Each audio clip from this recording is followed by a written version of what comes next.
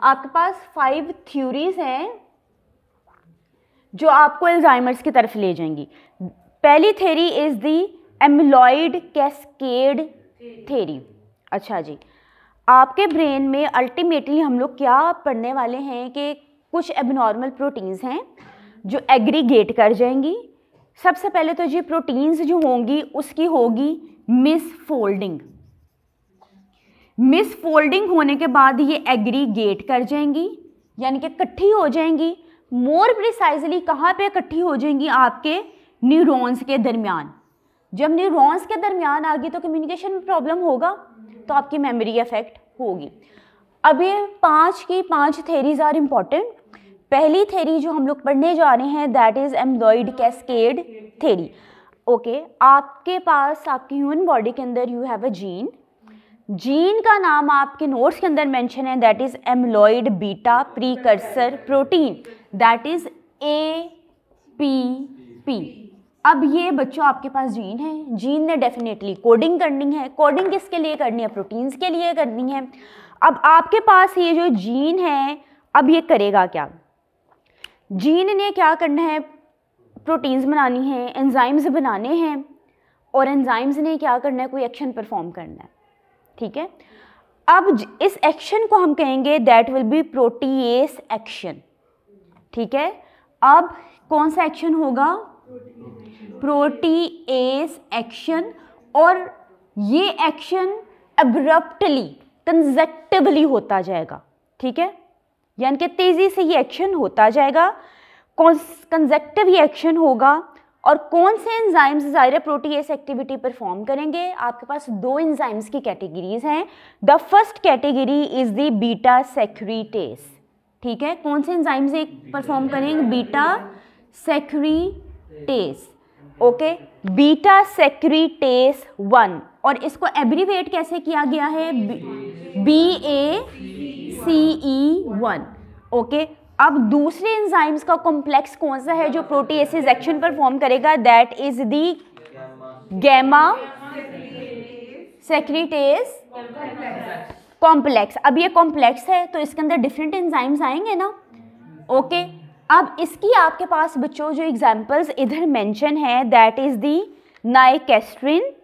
ठीक है, first one is nicastrin and the second one is the anterior pharynx defective 1, anterior pharynx defective 1, that is abbreviated as APH1, APH1। अच्छा जी, gene था, APP gene था, gene ने coding की, enzymes बने, enzymes ने क्या किया? एब्रप्टिवली, एग्रेसिवली, कंजक्टिवली क्या किया? जो प्रोटीएस एक्शन परफॉर्म किया। अब प्रोटीएस एक्शन सारे एंजाइम्स ने परफॉर्म किया। एंजाइम्स के आपके पास क्या नाम है? Beta secretase and the gamma secretase complex. Gamma secretase complex की एग्जांपल है nicastrin and the APH1।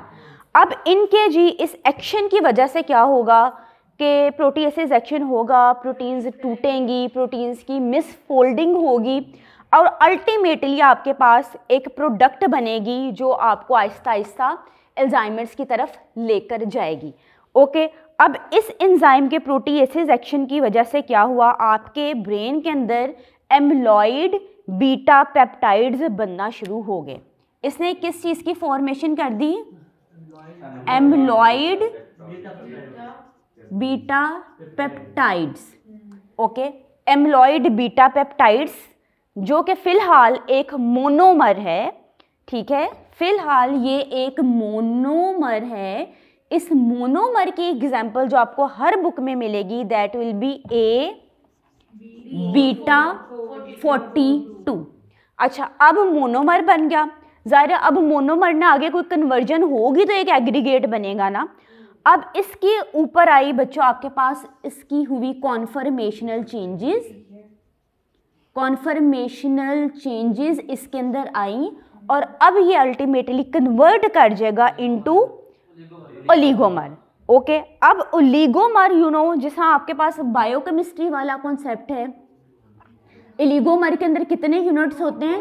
200 units आपके पास आएंगे। अभी भी हम लोगों के पास एग्रीगेट हम लोगों ने बनाना है। अब जी क्या होगा, इस ओलिगोमर के ऊपर भी एक्शंस परफॉर्म होंगे। ओलिगोमर्स क्या करेंगे, असेंबल कर जाएंगे और बनाएंगे क्या, they will result in formation of, after assembling they will assemble and will result in formation of protofibrils. देखो हम लोग चले कहाँ से थे, जीन्स ने एक्सप्रेशन की, जीन ने कोडिंग की, प्रोटीएसेस बने, प्रोटीएसेस ने क्या किया, अल्टीमेटली आपके पास एमिलॉइड बीटा पेप्टाइड जो कि एक मोनोमर है जिसकी एग्जांपल है ए बीटा 42 बना दिया। मोनोमर से फिर आपके पास ओलिगोमर बन गया जिसके अंदर 200 यूनिट्स हैं। ओलिगोमर से फिर आपके पास असेंबलिंग हुई ओलिगोमर की और आपके पास प्रोटोफिब्रिल्स बन गए। अब जी प्रोटोफिब्रिल्स एक बड़ा साइज है। अब इसका वेट, मॉलिक्यूलर वेट कितना लिखा है, that will be more than 100 kilo Dalton's. अच्छा, अब ये जब आपके पास बन गए, अब ये बेसिकली डिपॉजिट कर जाएंगे एज प्लेक और ज़ाहिर एज एग्रीगेट करके डिपॉजिट कर जाएंगे बिटवीन दी न्यूरॉन्स, और इन डिपॉजिट्स को हम लोग क्या कहेंगे, दैट विल बी सेनाइल। अच्छा, सेनाइल हम लोग एज से रिलेटेड करते हैं ना मोस्टली, क्योंकि एजड इंडिविजुअल्स में होते हैं, इस वजह से हमने कह दिया। तो भाई हमने इसे कह दिया this will be the senile A, that will be the senile plaque, ठीक है। अच्छा, ए बीटा सेनाइल प्लेक ही होंगे ना ये लोग, ये जो आपके पास एग्रीगेट्स हैं। तो भाई आपके पास यहाँ पे बन गए सेनाइल प्लेक। अब जी ये जो आपके सेनाइल प्लेक है ये डिपॉजिट कर जाएंगे न्यूरॉन्स के दरमियान और कम्युनिकेशन में प्रॉब्लम क्रिएट करेंगे। सो ये एक पाथवे था और इस थेरी का नाम आपके पास क्या था, एम्लॉयड कैस्केड थेरी। ओके, क्लियर है यहाँ तक। ये एक थेरी आपके पास आ गई कि इस तरीके से भाई अल्जाइमर्स आपके पेशेंट को हो गया।